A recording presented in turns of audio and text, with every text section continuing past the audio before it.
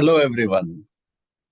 My name is Dr. Yogesh, and today we're going to talk about managing stress and anxiety in the workplace and how creativity can help. I'm going to speak to Jean Kropper, but before that, let me tell something about myself. I'm Dr. Yogesh Raut. I'm an innovation coach at one of the leading IT companies of the world. In my work as an innovation coach, I use creative thinking to solve problems, and I am curious how others use the creative process in their business. Today, I am extremely delighted to interview Jean Kropper of Paper and Pixel Workshops in Sydney, Australia. Before we have her inputs, her thoughts, let me tell you something about Jean. She is the founder of Paper and Pixel Workshops. Jean has taught purpose-driven art workshops for over 20 years in the USA, Canada, and around Australia. She's an internationally published author of 3 books, which together have sold over 30,000 copies, and is an artist, designer, and paper engineer. Jean helps individuals express their creativity, release uncomfortable emotions, and tell their own stories through meditative drawing, paper crafts, and art journaling. This makes the participants' feelings and stories tangible and shareable, fostering connections with others. Soon, she is launching an 8-session meditative drawing workshop online. This gives workplaces and the individual themselves a fun creative process they can use to change state and let go of uncomfortable emotions such as anxiety, anger, or grief. Jean has combined insights from her own journey healing from PTSD with her art skills to create her workshops. Okay, then, we are all curious to know about what is meditative drawing. Jean, Thank you. if you could help us. Sure. It's really just a practical way that you can get rid of negative emotions by using creativity and the simple action of making marks on paper. So all you need is paper and pen and the process of drawing of simple lines, dots, or shapes over and over to create a pattern. And these skills can help you reduce your stress level and quiet a busy mind. And they're a really powerful tool that once you get used to sort of the practice, you can do yourself to regulate emotions. So it's a really important mental health practice, basically. Yeah. Jean, in today's world, all of us are so busy with the careers. We don't want to feel stress, and we don't want to, don't want to be anxious at all the times. So how can this meditative drawing help? You're absolutely right. Yeah, we're all very busy. But meditative drawing allows you to find instant calm. It's a way of practicing mindfulness. And it's a great combination of mindfulness, meditation, and art that's really accessible to anyone. You don't need any art skills to do it. What we're doing is really very simple art. And I've had participants who are business owners, who are council workers, cancer patients, people with PTSD, printers, and IT professionals, all sorts of people using it for different reasons. And it's just a fantastic way to release uncomfortable emotions. And it's easier art for a happier brain that anyone can do. Wow, seems very easy and very powerful as well. Uh, how this came about? Tell us why you do it and how it all started. I was married for 19 years, and towards the end of the marriage, my husband became an alcoholic. And I didn't really understand at the time that he had been in a really quite an abusive family. There was violence and alcohol. And he became quite volatile. He was drinking every night and having temper tantrums and throwing things, and life became quite scary. And my son and I ended up moving out of our home and kind of starting again. And it was a very stressful time, a lot of shock and confusion. Someone that, my husband was hardworking and honest and caring, and yet mental health problems sort of overtook him. And so, but it was a very confusing, stressful time, and I needed to figure out how to get through. And making art was one of the things that helped. I certainly went to mental health professionals and had counseling and did other things to support myself dealing with the stress. But my son and I both ended up with post-traumatic stress. And it was some years before I understood what was going on for me and what post-traumatic stress even was. But making art was one of the easy things that I could do to calm down, to regulate my emotions, to sort of give myself a break from the world in a way that was fun. And I kept doing art, and even though I'm trained as an artist, I found that some of the really simple things, just making art, just doing simple drawing, simple mark making, was something that I could use as a tool. And I started sharing it with others, and they started responding. And I realized that it had value beyond just me sort of playing with art to calm myself down so that I could get to sleep at night. Yeah. So when you do this meditative drawing workshop, what do you cover in that workshop? Okay, well, I could show you a couple things. Yeah, I'll show you one of the processes that. Okay, can Yes, you we see can a see your screen. hand drawing? Yes. Okay, great. All right, Yes. I'll explain what's happening here. This is an exercise I do at the beginning of the workshop. It's a breathing exercise, and it's called box breathing or square breathing. And it's really an interesting exercise. It's used by both yoga practitioners, and it's also used by Navy SEALs, so people in the defense forces, for calming the brain, quieting busy thoughts before you need to do something that's important, when you need a clear head. And I've added drawing to that to make it sort of my own special version of the process. But and I'll just talk you through.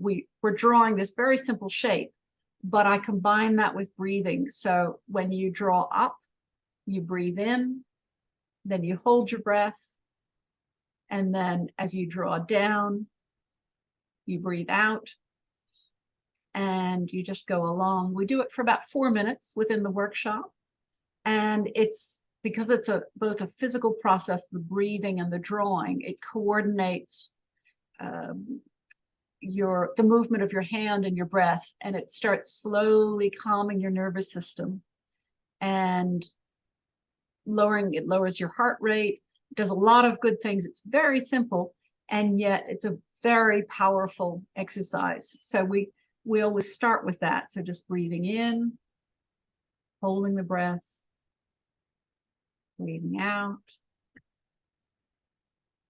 holding the breath, breathing in. And we won't do the whole thing because that would be a bit boring in this situation, but Okay. it's yeah, a really powerful way to start regulating your own nervous system. And it's a real simple thing you can do for 10 minutes before a meeting, or after an angry phone call, or if you've just had an argument with your teenager or something. It's just a really useful tool. So we do that at the beginning of the workshops, and then after that we go into the meditative drawing part of it, the main part of it. Fantastic. Sounds very powerful. Something that I think will really come in handy in the situations that you have mentioned. What I would like to know further is, have you worked with staff in businesses? Yes, I have. Yeah, I've worked with the Ryde Council. The city of Ryde hired me just at the end of the COVID pandemic, and I worked with small business owners as a mental health initiative. And we did 4 sessions, and it was interesting because every single session there were more people, because people had called their friends and called their friends. And I wish it could have gone longer because we were reaching more people. But it was basically using a creative process for mental health for business owners. And I really like bringing art and creativity into business in a practical way. It's not just for fun. It really does something that's useful and important. And I've also worked with Whittlesea Council in Melbourne. They were the worst hit areas of Australia for COVID deaths. And they were having a big debriefing event for their frontline council workers and talking about all the things that had gone wrong during COVID and the things that had worked right in their systems as a council. And so it was going to be quite a confronting day where they were reliving things that had been very difficult. So they brought me in to do a workshop with the staff at the end of the day to let them let go of that and just sort of release that. And so the brains could quiet down, and then they could go home in a good state of mind. And I like that, again, just bringing creative processes into the workplace in very practical ways. Fantastic. Sounds you really helped a lot of amazing, awesome people. Are you running creative activities with other groups as well? Yeah, I'm just talking to change management people. And I had a lovely conversation with a man who works in corporate change management. And he said, hey, to be quite honest, a lot of the things we do don't work. And he said, hey, I'm interested in talking to people who work in other fields because we need to find ways of getting groups to work together, of helping people sort of open their minds to new possibilities, open them to talking to each other in different ways and breaking down siloing within companies. And I've got a meeting coming up with facilitators, some facilitators who are dealing with conflict. And I'm also talking with some people in veterans health who are dealing with PTSD and coming out of military. And so, yeah, I'm very interested to see different ways I can work with people to help them, support them through change and support them in having some mental health techniques or some practices that work for them, but also things that are fun. So it's a mix of being something practical, but also that's actually enjoyable for the people involved. It's I think it's important to remember that sometimes having an element of play or an element of creativity in something can really help us shift and move and grow in the world in a different way. So, yeah. Okay, sounds really awesome. And I think this is something that all of us can explore, considering that it has worked with all such different groups. What I would like to know further is, can making art give people that counseling cannot? Yeah, it can help people express emotions that they don't have any words for. So sometimes when people have been through trauma, something that's really distressing, they may not yet be able to talk about it. It may be too upsetting, or it may just be a confusing mix of feelings where they can't articulate yet what it was that happened to them. And so art can be a way of expressing emotions, and then you can get them out of your head onto a piece of paper.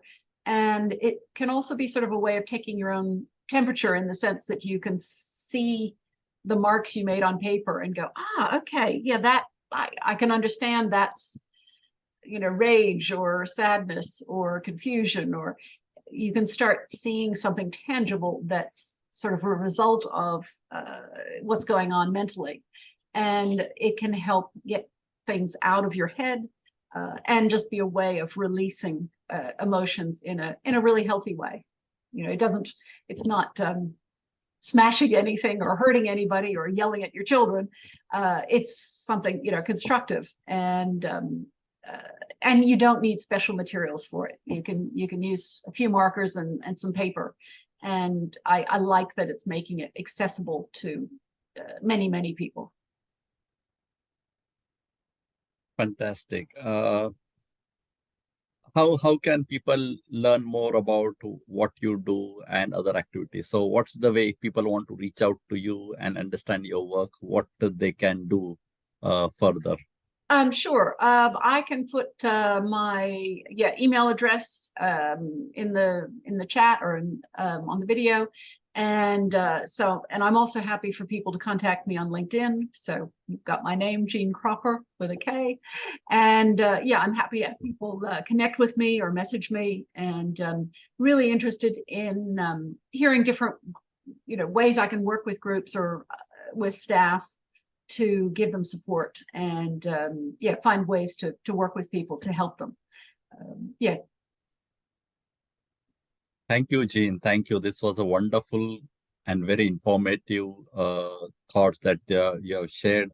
And I hope listeners would really benefit. And I really believe that people will get in touch with you in terms of knowing how you can help them and make this world a better place. So with those thoughts, I really thank you for your time. Really appreciate. Thank you so much. I appreciate this. Thank you. Thank you. Thank you. Bye.